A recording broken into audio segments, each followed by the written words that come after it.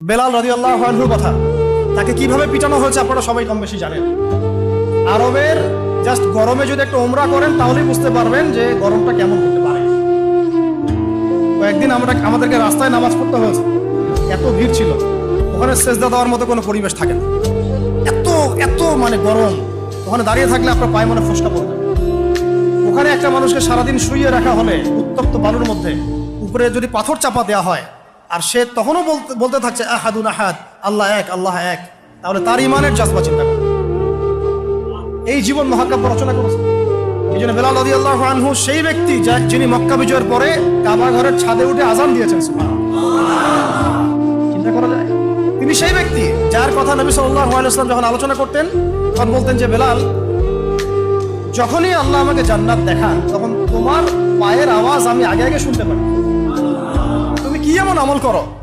তিনি বলছেন, আমি